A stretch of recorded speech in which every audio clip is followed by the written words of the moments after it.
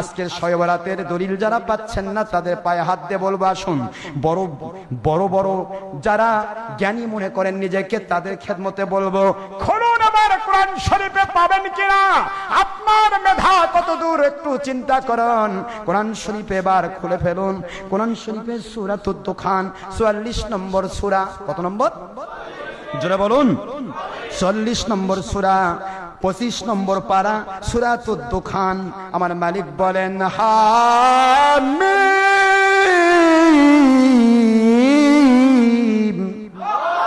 ওয়াল কিতাবিল মুবিন ইন্না আনজালনাহু ফি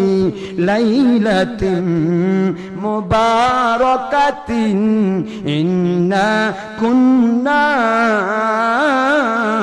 মুনজিরিন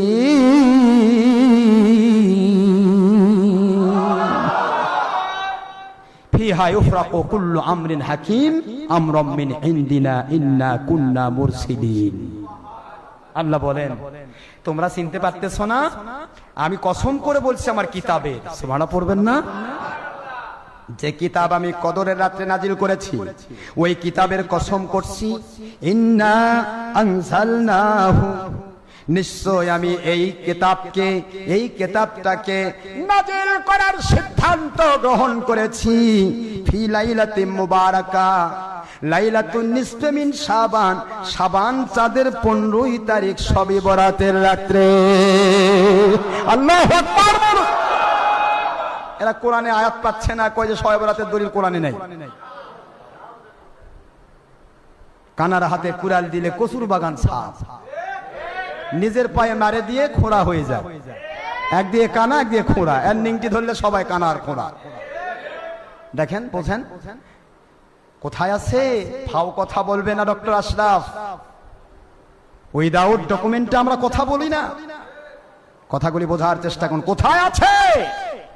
সূরাতুল দুখানের এই আয়াতের তাফসীর কোথায় আছে খুলুন এবার তাফসীরের রুহুল মানি তাফসীর রুহুল মানি আল্লামা আলুসি রাহমাতুল্লাহ লিখিত নির্ভরযোগ্য তাফসীরের কিতাব 13তম খণ্ড 112 পৃষ্ঠা খুলে ফেলুন তাফসীরে সাফাওয়াতুত তাফাসির তাফসীরে আব্দুল্লাহ ইবনে আব্বাস রাইসুল মুফাসসিরিনের তাফসীর সুবহানাল্লাহ পড়বেন না قال عبد الله بن عباس في هذه الآيات أكبر الله سبحانه تبارك وتعالى في هذه الآيات ليلة مباركة يعني ليلة النصف من شعبان فيها يفرق من كل أمور المحكمة الله أكبر রাসূল মুফাসসিরিন আব্দুল্লাহ ইবনে আব্বাস রাদিয়াল্লাহু তাআলা আনহু বলতেছেন কোরআন শরীফের 44 নম্বর সূরা সূরাতুদ দুখান 25 নম্বর পারা আয়াত শরীফ নম্বর 3 এই 3 নম্বর আয়াত শরীফে যে মুবারাকা শব্দ ব্যবহার করা হলো এই মুবারাকা রাতটি লাইলাতুল কদর নয় রে এটা কোরআন নাজিল করার সিদ্ধান্ত গ্রহণের রাত লাইলাতুল মুবারাকা মানে লাইলাতুন নিসফে মিন শাবান শবে বরাতের রাত এই রাতে ইউফরাকু ফিহা ইউফরাকু কুল্লু আমরিন হাকিম আমার আল্লাহ বলেন প্রজ্ঞাপূর্ণ সকল বিষয়ের আমি এই রাতে ফয়সালা করে থাকি সুবহানাল্লাহ পড়বেন না আব্দুল্লাহ ইবনে আব্বাস বলেন এই রাতে আমার আল্লাহ ফয়সালা করেন আগামী কদরের রাতে কোরআন নাজিল করা লাইলাতুল মুবারাকা লাইলাতুন নিসফে মিন শাবান কে বলা হয় লাইলাতুত তাহবিস और फिर रिवायत में कहा लाइलातुत तजबीस तजबीस শব্দের অর্থ কোরআন শরীফ নাজিল করার সিদ্ধান্ত গ্রহণ করা আর লাইলাতুল কদরের রাতকে বলা হয় লাইলাতুত তানফিস কোরআন শরীফ নাজিল করা সিদ্ধান্ত গ্রহণ করা হয়েছে শবে বরাতের রাতে এবার লাইলাতুল কদরে গিয়ে এইটা বাস্তবায়ন করা হলো জোরে বলুন সুবহানাল্লাহ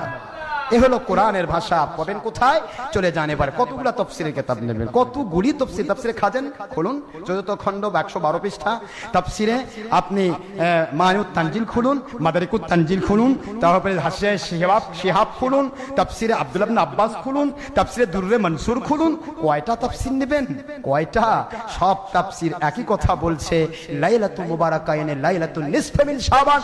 হাদিস শরীফের ভাষায় লাইলাতুন নিসফে মিন শাবান আর কোরআন শরীফের ভাষায় লাইলাতুল মুবারাকা মানে শবে বরাতের রাত।